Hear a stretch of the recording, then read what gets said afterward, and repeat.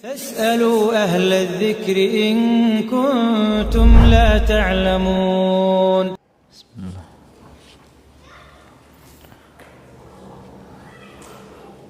Assalamualaikum warahmatullahi wabarakatuh. Alhamdulillahi rabbil alamin. Wabihi nasta'in ala umuri dunya waddin. Wa ashhadu an la ilaha illallah wahdahu la syarika lah. Wa ashhadu anna Muhammadan abduhu wa rasuluh.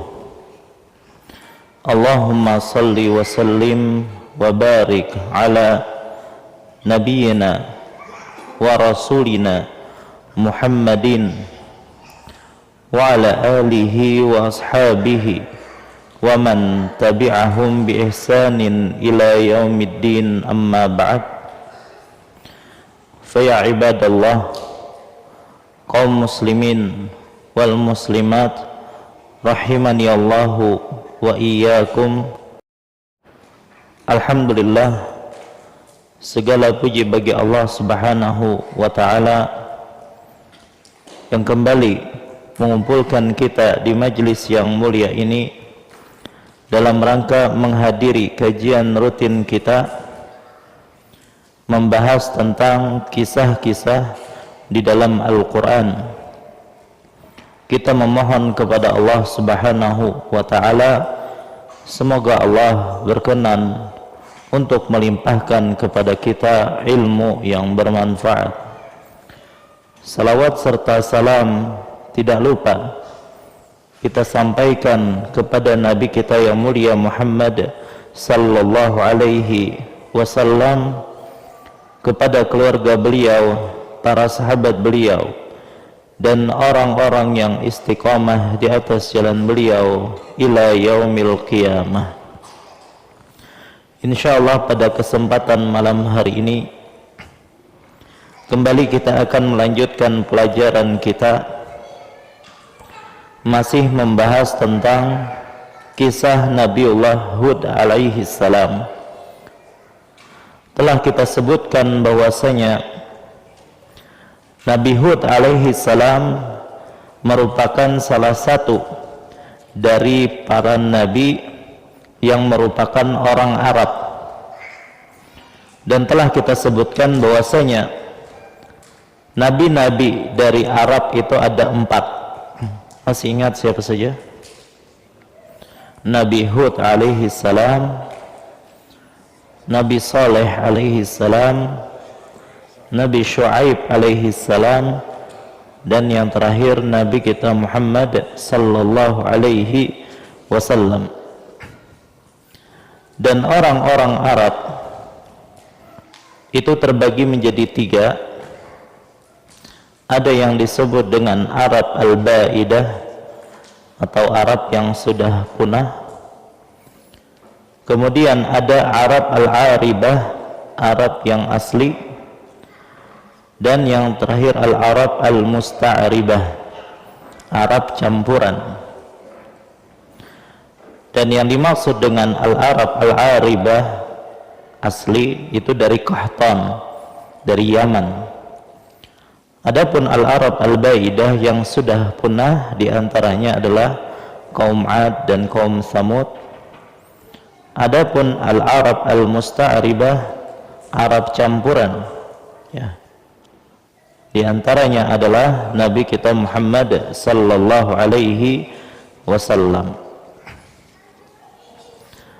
Maka setelah tenggelamnya kaum Nabi Nuh alaihi salam, maka tersisalah mereka-mereka yang beriman, dan tidaklah terjadi kesyirikan semenjak itu sampai muncul kembali kesyirikan di kalangan kaum Ad. Maka Allah Subhanahu wa ta'ala pun mengutus Nabi Allah Hud alaihi salam kepada kaum Ad. Dan telah kita sebutkan lokasi kaum Ad itu ada yang mengatakan antara Oman dan Hadramaut di sebuah tempat namanya Al-Ahqaf, ya. Kemudian di antara kelebihan yang Allah Subhanahu wa taala berikan kepada kaum Ad, yaitu Allah Subhanahu wa taala memberikan kepada mereka tubuh yang sangat besar, tinggi, kuat, ya. Dan juga mereka bisa membuat bangunan-bangunan tinggi lagi megah, ya. Jadi teknologi di zaman itu sudah cukup maju sampai mereka bisa membangun bangunan yang megah. Maka dua kelebihan ini, tubuh mereka yang tinggi, kuat, kekar, dan bangunan-bangunan mereka yang megah tadi, membuat mereka sombong, ya, membuat mereka sombong. Maka ketika Nabiullah Hud alaihi salam mendakwahi mereka, maka mereka pun mendustakan Nabi Hud alaihi salam, bahkan mereka memberikan gelar-gelar yang buruk kepada Nabiullah Hud alaihi salam. Kemudian kita juga telah menyebutkan tentang berbagai metode dakwah Nabi Hud alaihi salam. Kita sebutkan ada 4, ya. Yang pertama, beliau berdakwah dengan penuh kelembutan, ya. Jadi walaupun dengan berbagai ejekan, gelar-gelar buruk yang ditempelkan kepada beliau, maka beliau tetap mendakwahi mereka dengan penuh kelembutan. Dan inilah metode dasar dakwahnya para nabi, yaitu mereka berdakwah dengan kelembutan. Makanya nanti kita akan sebutkan sampai-sampai Fir'aun yang kafirnya itu luar biasa, tetap saja Allah Subhanahu wa taala menyuruh agar Nabi Musa alaihi salam, begitu juga Nabi Harun, berdakwah kepada Fir'aun dengan penuh kelembutan. Maka ketika yang didakwahi adalah orang yang lebih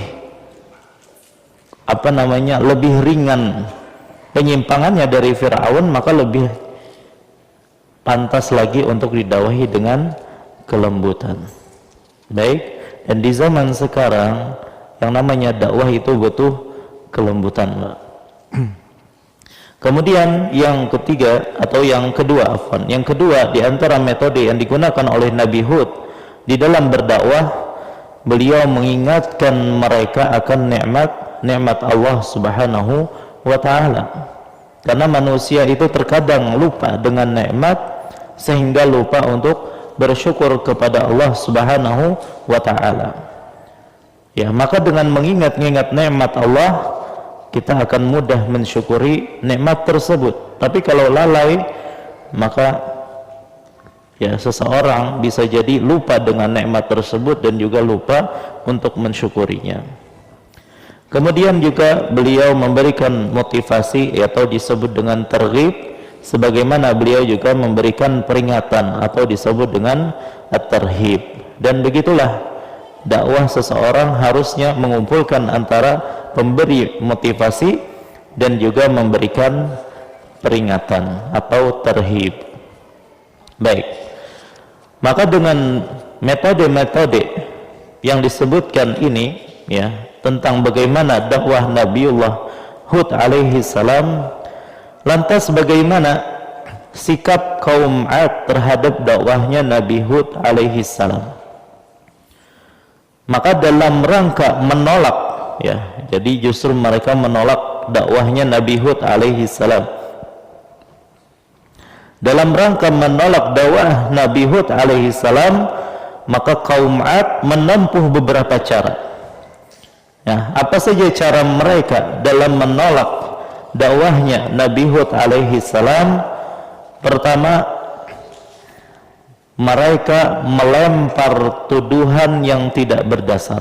Jadi tuduhan-tuduhan yang tidak benar dilontarkan kepada Nabi Hud alaihi salam. Apa tuduhan-tuduhan mereka? Pertama, mereka menuduh Nabi Hud alaihi salam dengan tuduhan yang mereka sendiri itu tahu bahwasanya itu tidak benar. Ulangi, jadi mereka menuduh Nabi Hud dengan berbagai tuduhan, sementara mereka tahu tuduhan mereka itu tidak benar. Jadi murni kedustaan dari mereka. Baik, apa tuduhan mereka? Mereka mengatakan Nabi Hud itu pendusta, kemudian orang gila, dan orang yang kurang akal atau bodoh. Baik, pendusta, orang gila, dan orang yang kurang akal atau bodoh. Allah Subhanahu wa taala berfirman tentang perkataan mereka ini di dalam surah Al-A'raf ayat 66. Qala al-mala'u alladhina kafaru min qaumihi inna lanaraka fi safahatin wa inna lanazunnuka minal kadhibin.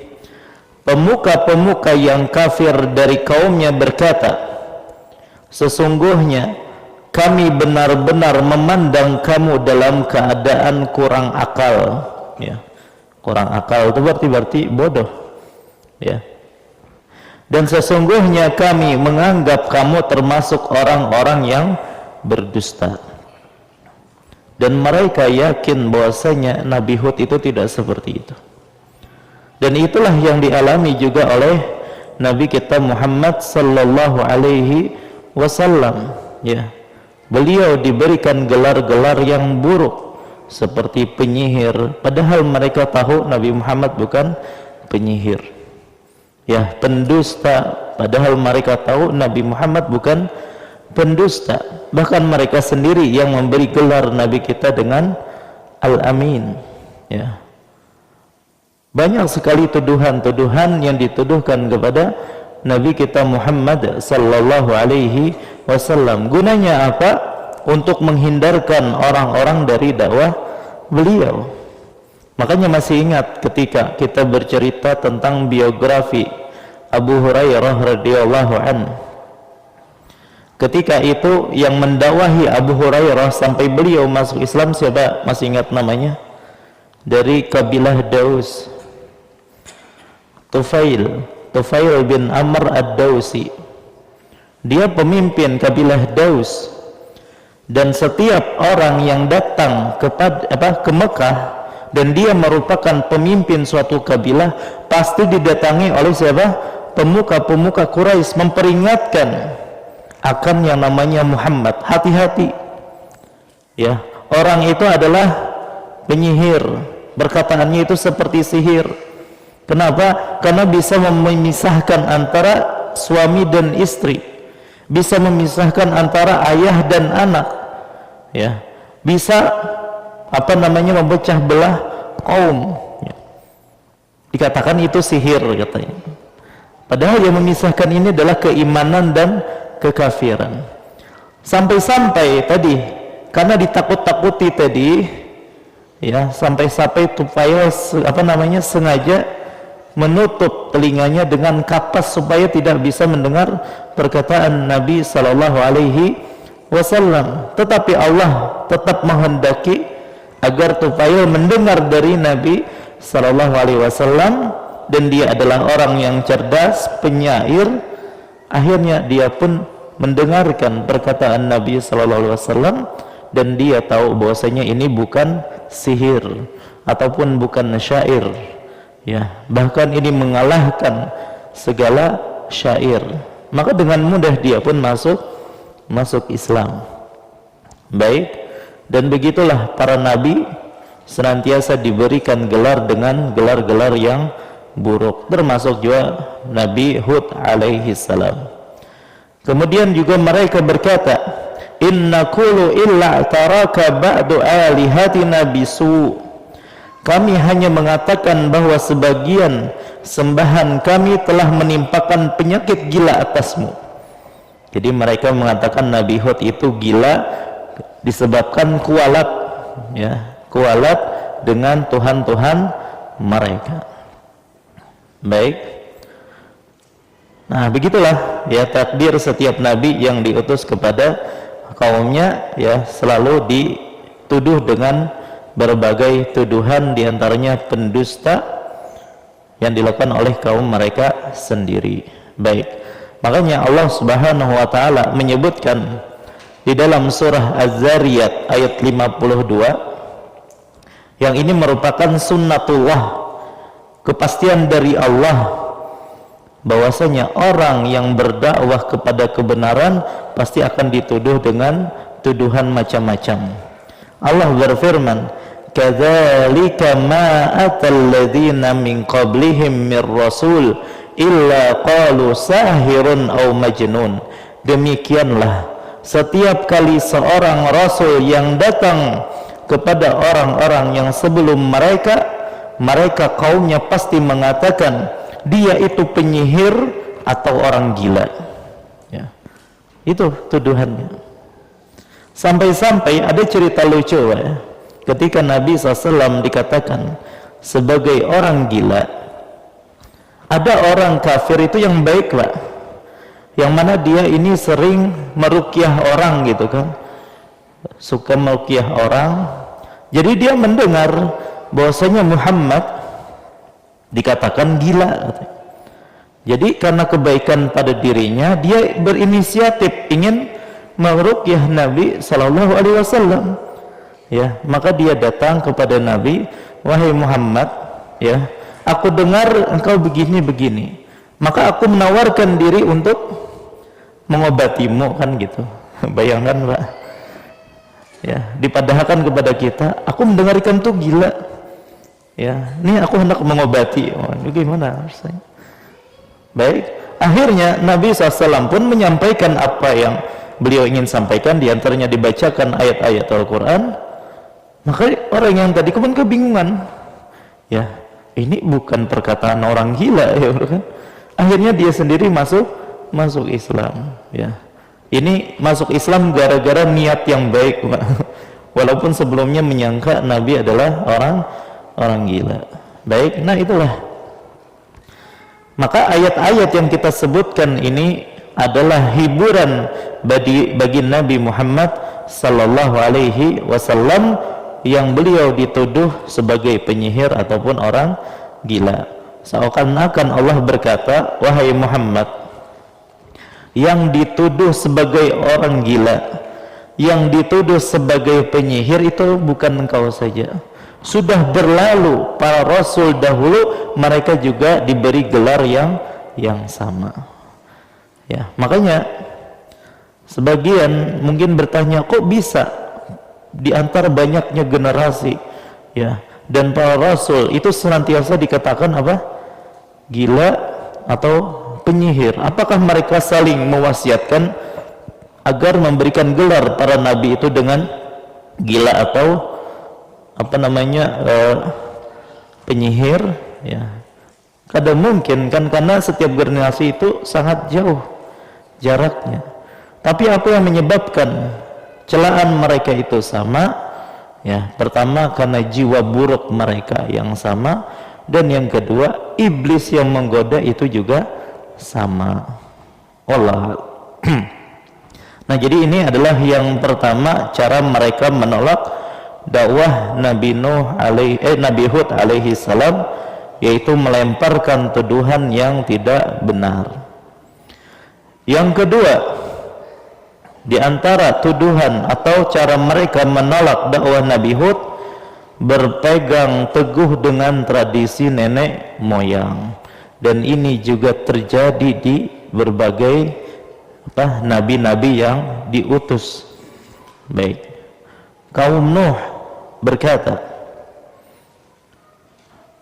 qalu ajitana lina'budallaha wahdahu wa nadhara ma kana ya'budu abauna. Ya, mereka berkata, apakah kamu datang kepada kami agar kami hanya menyembah Allah saja dan meninggalkan apa yang biasa disembah oleh bapak-bapak kami? Jadi kaumnya Nabi Hud mengatakan, wahai Hud, apakah kamu datang kepada kami agar kami hanya menyembah Allah saja?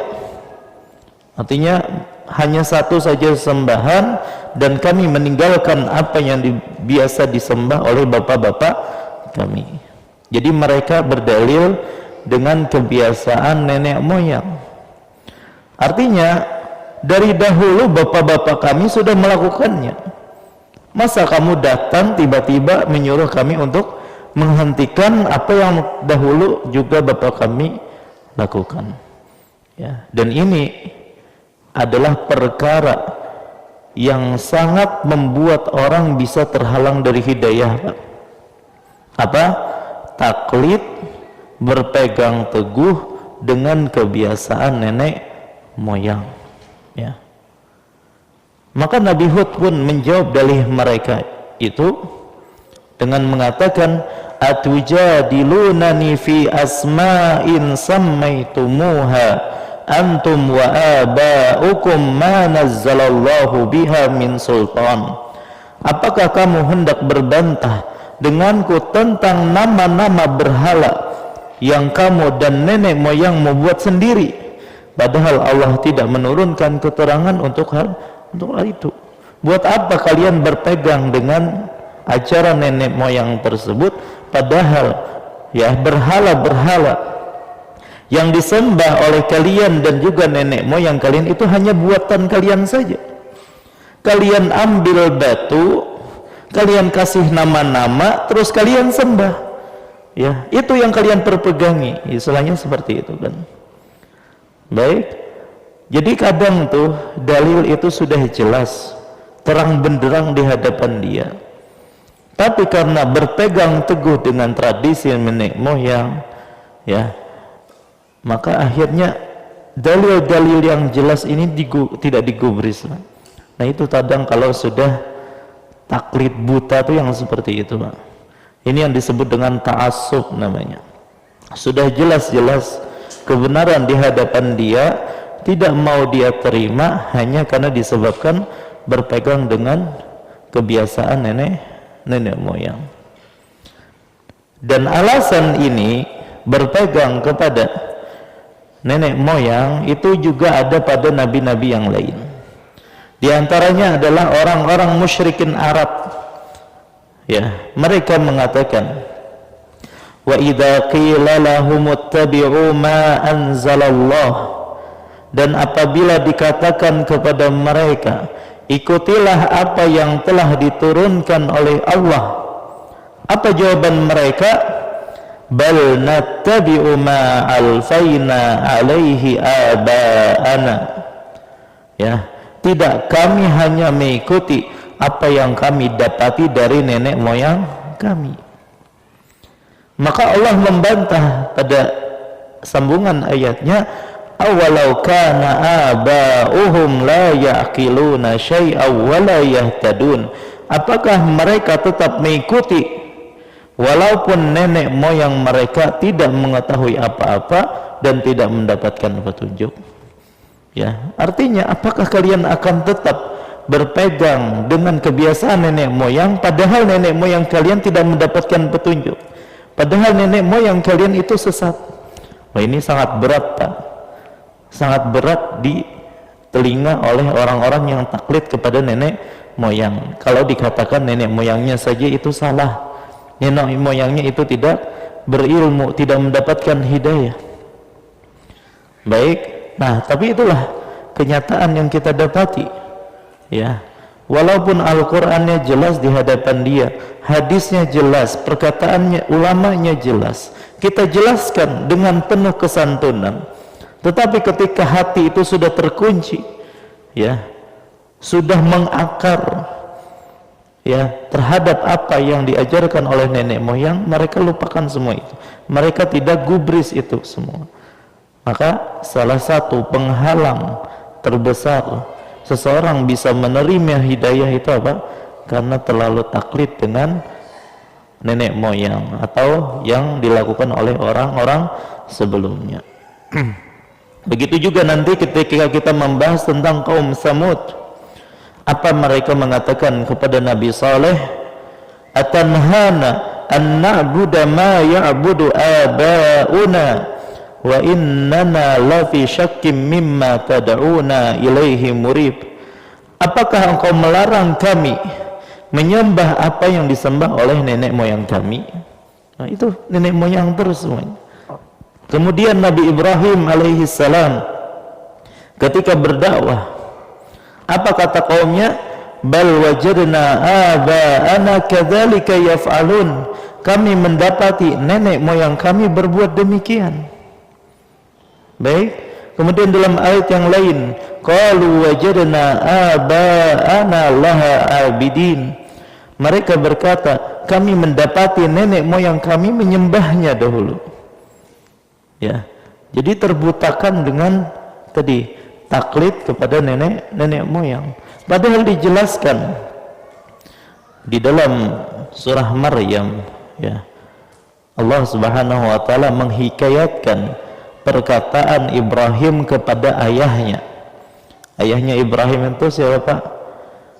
Karena namanya Azar. Apa gawiannya? Memahat patung, ya, pembuat patung. Apa kata Ibrahim ketika mendakwahi ayahnya? Qala ya abati, ya, lima ta'budu ma la yasma'u wa la yubsiru wa la yughni 'anka syai'a. Ya, wahai ayahku, kenapa engkau menyembah sesuatu yang tidak bisa mendengar, tidak bisa melihat, dan tidak bermanfaat apa-apa untuk dirimu? Jelas-jelas dia sendiri yang maha, ya, dia yang bikin Tuhannya, dia juga yang menyembahnya, ya kan? Ini jelas-jelas tidak masuk akal, ya. Tapi karena sudah mengakar kebiasaan menyembah berhala tadi, ya, makanya, ya, dijelaskan bagaimanapun dia tidak akan menerima. Baik. Kemudian juga, ya, diantaranya juga yang berdalil dengan kebiasaan nenek moyang adalah Fir'aun dan juga pembesarnya. Mereka berkata kepada Musa, ajitana litalfitana amma wajadana alaihi aba'ana. Apakah engkau datang kepada kami untuk memalingkan kami dari apa yang kami dapati dari nenek moyang kami? Coba, sama alasan mereka, berdalil dengan nenek moyang. Dan betapa banyak orang yang menolak kebenaran di zaman sekarang, berdalilnya apa? Sudah mulai bahari orang mengerjakannya. Itu sama, konsepnya itu sama. Baik. Kemudian juga yang ketiga, jadi yang kedua tadi berpegang teguh dengan tradisi nenek moyang. Yang ketiga, mereka adalah orang-orang yang keras kepala. Ya, keras kepala. Mereka berkata, Yahud, ma ji'tana bibayyinah wa ma nahnu bitariki alihatina an qawlik wa ma nahnu laka bimu'minin. Wahai Hud, kamu tidak mendatangkan kepada kami suatu bukti yang nyata. Jadi mereka minta datang mukjizatnya. Dan kami sekali-kali tidak akan meninggalkan sesembahan-sesembahan kami karena perkataanmu, dan kami sekali-kali tidak akan beriman denganmu. Wah, ini sudah perkataan kaumnya kepada Hud. Kami tidak akan pernah beriman kepada. Mereka juga berkata, sawa'un alaina awa azda am lam takum minal wa'idin in hadza illa khuluqul awwalin wa ma nahnu bimu'adzabin. Adalah sama saja bagi kami apakah kamu memberi nasihat atau tidak memberi nasihat, ya. Agama ini tidak lain hanyalah adat kebiasaan orang dahulu, dan kami sekali-kali tidak akan diazab. ya. Inilah keras kepalanya kaum 'Ad. Jadi maksudnya sebagaimana nenek moyang kami dahulu tidak diazab, ya, hanya mati dan perkaranya selesai, ya, menurut mereka tidak ada lagi hari kebangkitan, sudah, ya, dan di dunia pun mereka tidak akan diazab. Maka demikian pula kami, ketika mereka tidak diazab, kami juga tidak diazab. Baik. Allah berfirman tentang mereka, wa tilka 'ad jahadu bi ayati rabbihim wa asaw rusulahu wattaba'u amra kulli jabbarin anid. Dan itulah kisah kaum 'Ad yang mengingkari tanda-tanda kekuasaan Tuhan mereka dan mendurhakai rasul-rasul Allah, dan mereka menuruti perintah semua penguasa yang sewenang-wenang lagi menentang kebenaran. Jadi intinya mereka kaum 'Ad ini adalah orang-orang yang keras kepala, ya, tidak mau, bahkan menyatakan tidak akan pernah beriman kepada Nabi Hud alaihi salam. Baik. Yang keempat, di antara metode yang digunakan oleh Nabi Hud atau hal-hal yang dilakukan oleh kaum Nabi Hud dalam menentang dakwahnya Nabi Hud, mengancam Nabi Hud akan kualat, mengancam Nabi Hud akan kualat. Jadi mereka mengancam Nabi Hud dengan keburukan yang menimpa beliau dari sesembahan-sesembahan mereka. Mereka mengatakan, inna qulu illa taraka ba'du alihatina bisu. Kami hanya mengatakan bahwa sebagian sembahan kami telah menimpakan penyakit gila atas dirimu, ya. Jadi mereka ini ngancam kepada Nabi Hud. Menurut mereka kegilaan yang dialami oleh Nabi Hud itu hanyalah sedikit keburukan yang disebabkan oleh sebagian sembahan mereka. Jadi yang menyebabkan Nabi Hud seperti ini adalah karena sesembahan-sembahan mereka. Jadi mereka menganggap Nabi Hud gila disebabkan apa? Kualat dengan sesembahan-sesembahan mereka, dan itu masih sebagian katanya. Nanti kalau semuanya, ya, menyebabkan kualat kepada Nabi Hud, maka akan lebih parah daripada itu. Ya, ini kan ancaman kosong, omong kosong belaka. Maka Nabi Hud alaihissalam sama sekali tidak takut dengan ancaman mereka ini, ya. Bahkan beliau ketika diancam begitu, justru beliau mengancam balik, menantang mereka, ya. Beliau berkata, inni ushidullaha washhadu anni bari'um mimma tusyrikun. Sesungguhnya aku bersaksi kepada Allah, dan saksikanlah olehmu sekalian bahwa sesungguhnya aku berlepas diri dari apa yang kamu persekutukan dari selainnya. Fakiduni jami'an summa la tunzirun. Sebab itu jalankanlah tipu dayamu semuanya terhadapku, dan janganlah kamu memberi tangguh kepadaku. Baik, kalau memang itu sesembahan-sesembahan kalian bisa memberikan mudarat kepadaku, ayo silahkan kalian semuanya bersatu padu. Begitu juga sesembahan-sesembahan kalian bersatu padu untuk mencelakaiku, dan jangan ditunda-tunda. Beliau tantang. Dan para ulama menjelaskan, inilah sebenarnya mukjizat dari Nabi Hud alaihi salam, keberanian beliau yang luar biasa, padahal kaumnya itu adalah orang-orang yang kuat. Kita sudah sebutkan, ada di antara para ulama menyebutkan bahwasanya satu orang saja dari kaum 'Ad itu bisa memporak-porandakan seluruh desa. Baik, apalagi yang dihadapi ini banyak. Itu ditantang semuanya oleh Nabi Hud alaihi salam tanpa rasa takut sama sekali. Kemudian beliau mengatakan, inni tawakkaltu 'ala Allah Rabbi wa Rabbikum. Aku bertawakal kepada Allah, Tuhanku dan Tuhanmu. Ma min dabbatin illa huwa akhidun binasiyatiha. inna rabbi ala siratim mustaqim. Tidak ada suatu binatang melata pun melainkan dialah yang memegang ubun-ubunnya. Sesungguhnya Tuhanku di atas jalan yang lurus. Ini besarnya tawakal Nabi Hud kepada Allah Subhanahu wa ta'ala. Baik, nah ini adalah yang keempat, yaitu mereka mengancam Nabi Hud akan kualat katanya. Baik. Dan yang kelima, dan ini yang sangat parah ya, mereka minta segera diturunkan azab, ya, segera diturunkan azab. Jadi mereka menantang, kalau memang ya yang engkau ancamkan itu benar, segera saja turunkan azab. Mereka berkata, qalu ajitana lita'fikana an alihatina fa'tina bima ta'iduna in kunta minas sadiqin. Mereka berkata kepada Nabi Hud, apakah kamu datang kepada kami untuk memalingkan kami dari menyembah Tuhan-Tuhan kami?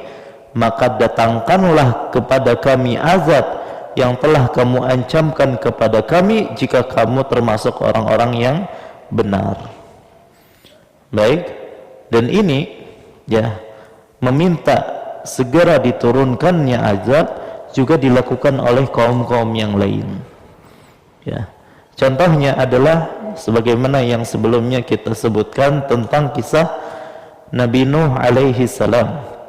Apa perkataan kaumnya kepada Nabi Nuh?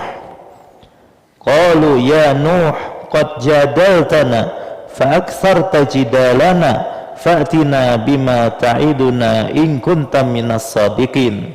Mereka berkata, wahai Nuh, sungguh engkau telah berbantah dengan kami dan memperpanjang bantahanmu.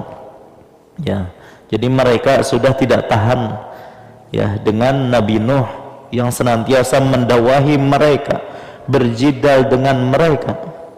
Ya, sampai 950 tahun. Sudah kata mereka, ya, engkau sudah banyak berbantah dengan kami, sudah datangkanlah kepada kami azab yang senantiasa engkau ancamkan kepada kami jika engkau termasuk orang-orang yang benar. Begitu juga nanti kita kisahkan tentang kaum Nabi Lut alaihi salam, yang mana mereka praktisi homoseksual, ya. Mereka juga mengancam atau mereka juga menantang agar segera diturunkan azab. Qalu tina bi'adzabillahi in kunta minas sadiqin. Mereka berkata, maka datangkanlah kepada kami azab Allah jika engkau termasuk orang-orang yang benar. Baik, sebagaimana juga orang-orang kafir Quraisy meminta kepada Nabi kita Muhammad SAW agar segera mendatangkan azab. Wa yaquluna mata hadzal wa'du in kuntum shadiqin. Dan mereka berkata, kapankah janji azab itu akan datang jika kamu memang orang-orang yang benar. Nah, jadi begitulah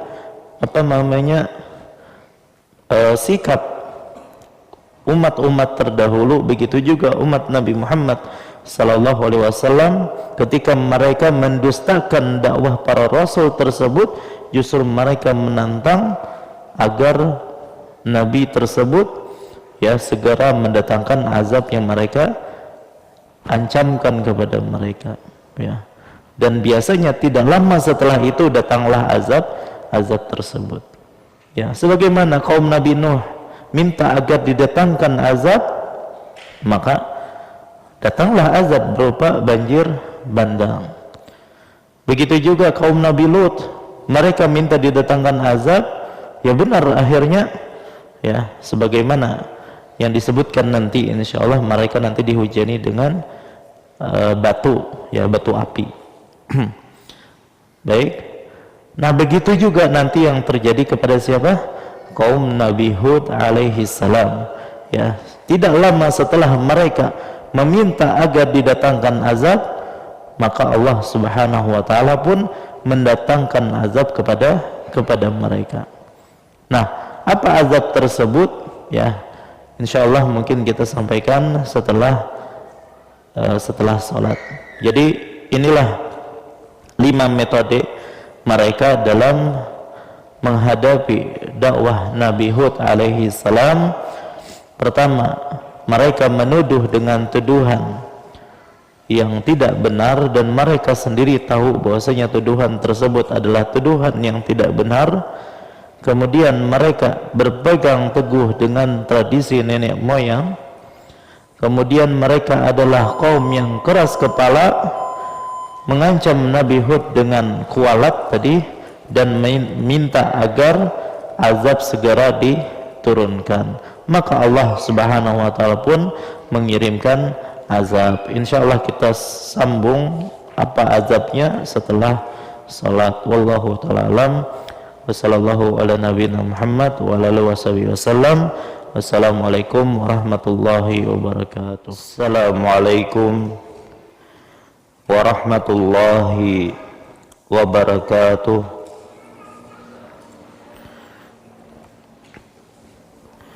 Alhamdulillahi rabbil alamin. Wa bihi nasta'in ala umurid dunya waddin. Wa ashhadu an la ilaha illallah wahdahu la syarika lah, wa ashhadu anna Muhammadan abduhu wa rasuluh. Allahumma salli wa sallim wa barik ala nabiyina wa rasulina Muhammadin wa ala alihi wa ashabihi wa man tabi'ahum bi ihsanin ila yaumiddin, amma ba'd.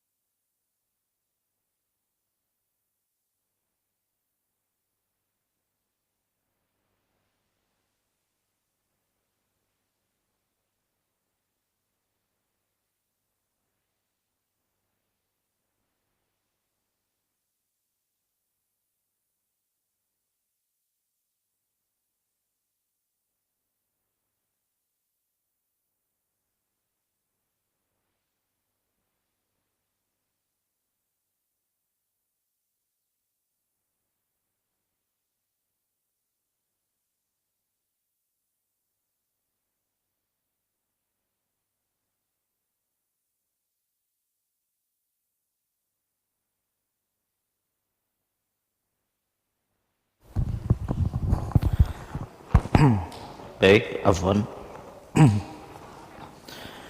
Jadi setelah kaum 'Ad meminta agar segera diturunkan azab, maka Allah Subhanahu wa taala pun mengirimkan azab kepada mereka. Nah, disebutkan sebelumnya kaum 'Ad itu dilanda dengan paceklik, ya, musim kemarau yang sangat parah. Makanya sebelumnya Nabi Hud berkata kepada kaumnya agar mereka meminta ampun, beristighfar. Apa kata Nabi Hud? Wa ya qaumi istaghfiru rabbakum summa tubu ilaih yursilis samaa alaikum midrara. Dan Nabi Hud berkata, wahai kaumku, mohonlah ampunan kepada Tuhanmu, lalu bertobatlah kepadanya, niscaya Dia menurunkan hujan yang sangat deras atasmu. Berarti di sini mengisyaratkan bahwasanya waktu itu kaum 'Ad mengalami kekeringan, ya.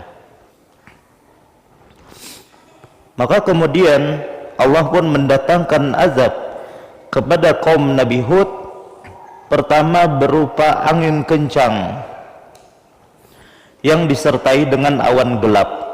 Jadi ada angin yang sangat kencang, kemudian ada awan yang gelap.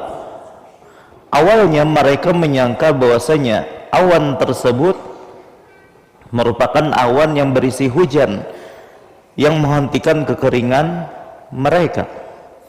Tapi sebenarnya itu adalah awan azab yang disertai dengan angin yang sangat kencang, ya. Mungkin gambarannya seperti angin puting beliung.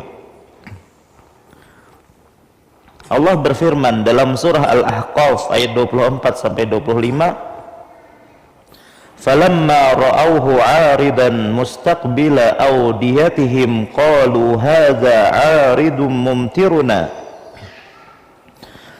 Maka tatkala mereka melihat azab itu berupa awan yang menuju ke lembah-lembah mereka, berkatalah mereka, inilah awan yang akan menurunkan hujan kepada kami, bukan, tetapi itulah azab yang kamu minta supaya datang dengan segera, yaitu angin yang mengandung azab yang pedih. Ya, justru itu adalah azab yang kalian minta, yang menghancurkan segalanya, ya, dengan perintah Tuhannya. Jadi Allah Subhanahu wa taala pun mengirim angin kepada kaum Nabi Hud alaihi salam, yang mana para ulama atau Allah Subhanahu wa taala menyebutkan beberapa sifat dari angin tersebut. Pertama disebutkan angin yang merupakan angin azab, ya, yang menghancurkan segala sesuatu. Jadi angin azab yang menghancurkan segala sesuatu. Jadi apapun yang dilalui oleh angin tersebut akan dihancurkannya. Baik. Kemudian angin tersebut disebutkan rihan sarsara, angin yang sangat kencang, ya. Dan para ulama menjelaskan di antara sifat angin tersebut adalah sangat dingin, ya. Dan kita tahu bahwasanya neraka pun ada yang panas dan ada yang dingin, dan kedua-duanya adalah menyiksa.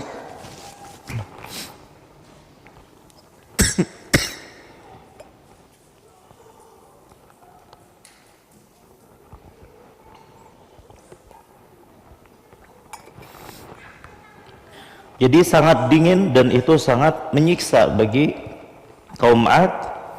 Belum lagi ternyata angin tersebut mengeluarkan suara yang memekakkan telinga, ya, dan ini sangat menyiksa mereka.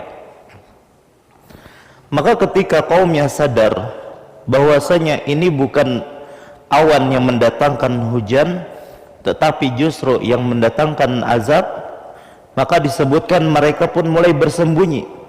Ada yang bersembunyi di rumah-rumah mereka, ada yang bersembunyi di gunung-gunung, di goa-goa dan seterusnya. Maka disebutkan angin tersebut yang seolah-olah mencabuti mereka. Ya, jadi yang bersembunyi-sembunyi keluar semuanya, diserbu oleh angin tersebut. Tanzi'un nas disebutkan, yang mana angin tersebut mencabut manusia sampai akhirnya terangkat oleh angin tersebut, ya. Dan disifati bahwasanya ar-rih itu atau angin tersebut adalah angin yang membinasakan, angin yang di sini disebutkan ar-rih al-aqim. Al-aqim itu secara bahasa adalah mandul. Kok angin mandul? Maksudnya angin yang tidak ada manfaatnya sama sekali. Kita tahu angin itu ada manfaatnya, ada Pak? Apa manfaat angin? Meniup awan misalnya sampai terkumpul dan akhirnya turunlah hujan. Ya, atau terjadinya penyerbukan itu kan disebabkan karena angin. Itu kan diantara manfaat angin. Tapi ternyata angin yang Allah kirimkan kepada kaum Ad itu angin yang mandul, yang tidak ada manfaatnya sama sekali. Ya, yang tugasnya murni untuk mengazab kaum Ad. Ya, jadi dicabut orang-orang yang bersembunyi sampai terlempar dan terputar-putar di angin tersebut. Berapa lama mereka terombang-ambing di angin tersebut? Allah menyebutkan dalam surah Al-Haqqah. Disebutkan, ya, sakharaha alaihim sab'a layali wa thamaniyata ayamin husuma. Allah menimpakan angin tersebut kepada mereka selama 7 malam dan 8 hari terus menerus. Bayangkan Pak, diputar-putar angin, ya, selama 7 malam 8 hari. Kira-kira kayak apa tuh kisahnya tuh Pak? Ya, diputar dengan yang sangat kencang kayak puting beliung selama 7 malam 8 hari husuma. Ya, fataral qauma fiha sar'a ka'annahum a'jazu nakhlin khawiyah. Ya, maka kaum melihat kaum Ad pada waktu itu mati bergelimpangan seperti batang-batang pohon kurma yang telah kosong, yang sudah lapuk. Jadi walaupun mereka, tubuh mereka yang besar tadi tidak sanggup melawan kencangnya angin tersebut sampai mereka terbang tadi kan, diputar-putar, terombang-ambing. Sudah anginnya sangat dingin, bersuara keras pulang, diombang-ambing dalam keadaan demikian. Ya. Jadi angin begitu kuat mengguncang mereka sampai-sampai disebutkan membelah dada mereka. Sampai apa yang di dalam perut mereka itu keluar semuanya, jantung mereka, usus-ususnya keluar semuanya, ya. Dan mereka diputar-putar terus sampai disebutkan setelah angin selesai memutar-mutar mereka, maka mereka pun jatuh mulai dari kepala dulu Pak. Kepala, ya, menancap ke tanah, ya, seperti pohon kurma yang sudah lapuk, ada isinya lagi Pak. Ya, tewas semuanya. Itulah azab yang Allah turunkan kepada kaum Ad, ya. Jadi diputar-putar dengan angin selama tadi 7 malam dan 8 hari sampai dada mereka terbelah, isi perut mereka semuanya keluar dan mereka pun akhirnya jatuh, dimulai dari kepalanya pecah, ya, dan bergelimpangan seperti pohon kurma yang lapuk. Baik, dan Allah berfirman tentang kesudahan mereka. Ini disebutkan dalam surah Al-A'raf ayat 25, tudammiru kulla syai' ya bi amri rabbiha fa asbahu la yura illa masakinuhum kadzalika najzil qaumal mujrimin. Angin yang menghancurkan segala sesuatu dengan perintah Tuhannya, maka jadilah mereka tidak ada yang kelihatan lagi kecuali bekas-bekas tempat tinggal mereka. Cuma bekas tempat tinggal mereka yang tinggi-tinggi aja yang yang tersisa. Adapun yang lainnya semua habis, tewas. Demikianlah kami memberi balasan kepada kaum yang berdosa. Maka dari sini juga kita bisa mengambil pelajaran tentang buruknya yang namanya kesombongan.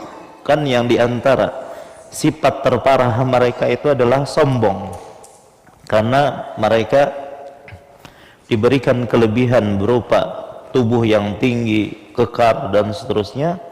Begitu juga bangunan-bangunan mereka yang megah, itulah yang menyebabkan mereka sombong. Dan penyakit sombong ini adalah penyakit yang sangat berbahaya. Dan sombong itu bisa disebabkan karena berbagai hal. Kalau mereka kan disebabkan tubuh mereka yang besar, kuat tadi. Ada yang sombong karena hartanya, ada yang sombong dengan kedudukannya, ada yang sombong dengan ilmunya, dan itu semuanya berbahaya. Ada yang sombong dengan pakaiannya. Makanya disebutkan dalam sebuah hadis yang diriwayatkan oleh Al-Imam Muslim, bainama rajulun yatabakhtar yamshi fi burdaihi qad a'jabathu nafsuhu fa khasafa Allahu bihi al-ardha fa huwa yatajaljalu fiha ila yaumil qiyamah. Ketika seorang lelaki berjalan dengan angkuhnya mengenakan dua kain yang membuatnya merasa bangga pada dirinya sendiri, Allah menenggelamkannya ke dalam bumi dan ia terus terperosok di dalamnya sampai hari kiamat.